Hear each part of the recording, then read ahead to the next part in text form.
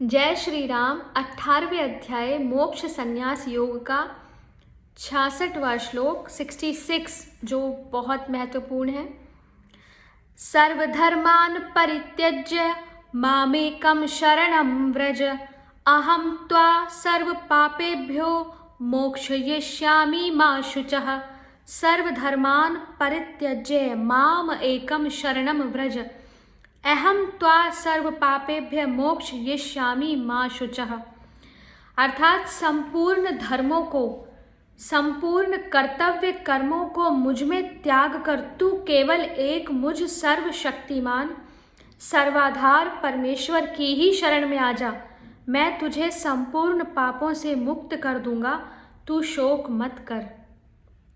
प्रश्न है, सर्वधर्मान पद किन धर्मों का वाचक है और उनका त्याग करना क्या है? इसका उत्तर है कि वर्ण, आश्रम, स्वभाव, परिस्थिति के अनुसार जिस मनुष्य के लिए जो जो कर्म कर्तव्य बतलाए हैं। 12वें अध्याय के 6ठे श्लोक में सर्वाणी विशेषण के सहित कर्माणि पद से और इस अध्याय के 57वें श्लोक में सर्वकर्माणि पद से जिनका वर्णन किया गया है, उन सभी शास्त्र विहित कर्मों का वाचक यहाँ सर्वधर्मान पद है। उन समस्त कर्मों का जो उन दोनों श्लोकों की व्याख्या में बतलाए हुए प्रकार से भगवान में समर्पण कर देना है, वही उनका त्याग है। क्योंकि भगवान इस अध्याय में त्याग का स्वरूप बतलाते समय 7वें श्लोक में स्पष्ट कह चुके हैं कि कर्मों का, नियत कर्मों का स्वरूप से त्याग करना न्याय संगत नहीं और वो हमारे वश में भी नहीं, वह तामस त्याग है।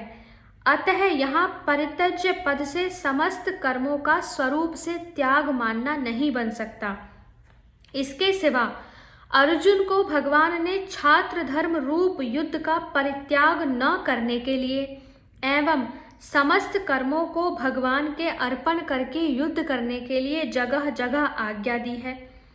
और समस्त गीता को भली भांति सुन लेने के बाद इस अध्याय के 73वें श्लोक में स्वयं अर्जुन ने भगवान को यह स्वीकृति देकर कि मैं आपकी आज्ञा का पालन करूंगा, फिर स्वधर्म रूप युद्ध ही किया है।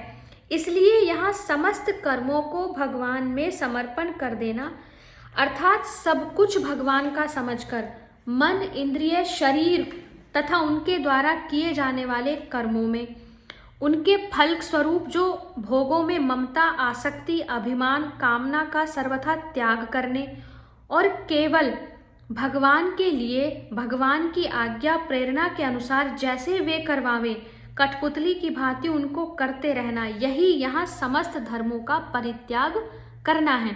अर्थात कर्मों का स्वरूप से त्याग करना नहीं, अपितु उनके फलरूप भोगों में जो आसक्ति, कामना, ममता रहती है उन चीज़ों का त्याग करना ही सर्वधर्म परित्याग करना है। तो प्रश्न है कि इस प्रकार समस्त धर्मों का परित्याग करके उसके बाद केवल एकमात्र परमेश्वर की शरण में चले जाना क्या है?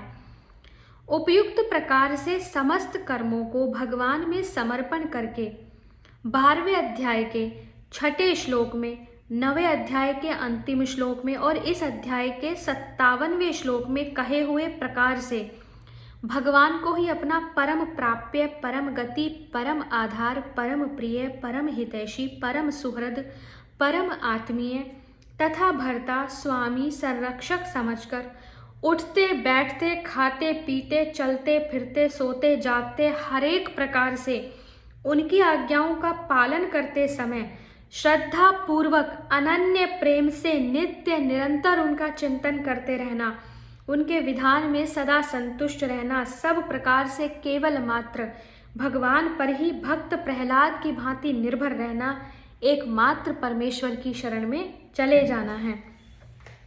प्रश्न है कि मैं तुझे सब पापों से मुक्त कर दूंगा, इस कथन का क्या भाव है? उत्तर है कि शुभ अशुभ कर्मों का फल रूप जो कर्म बंधन है, जो भी हम शुभ अशुभ कर्म करते हैं उसके फल स्वरूप हम कर्म बंधनों से बंधते हैं, जिससे बंधा हुआ मनुष्य जन्म जन्मांतर से नाना योनियों में घूमता है। उस कर्म बंधन का वाचक यहाँ पाप है और उस कर्म बंधन से मुक्त कर देना ही पापों से मुक्त कर देना है। इसलिए तीसरे अध्याय के 31वें श्लोक में कर्म भी मुच्यन्ते से, 12वें अध्याय के 7वें श्लोक में मृत्यु संसार सागरात समुद्भर्ता भवामी से, और इस अध्याय के 58वें श्लोक में मत प्रसादात सर्व दुर्गाणी तरिष्यसि से जो बात कही गई वही बात यहाँ मैं तुझे सब पापों से मुक्त कर दूंगा इस वाक्य से कही गई है। प्रश्न है माँ शुचः अर्थात तू शोक मत कर, इस कथन का क्या भाव है? उत्तर है कि इस कथन से भगवान ने अर्जुन को आश्वासन देते हुए गीता के उपदेश का उपसंहार किया है। दूसरे अध्याय के 11वें श्लोक में आशोच्यान पद से जिस उपदेश का उपक्रम किया था उसका माँ शुचः पद से उपसंहार करके यह दिखलाया है कि दूसरे अध्याय के 7वें श्लोक में तुम मेरी शरणागति स्वीकार कर ही चुके हो।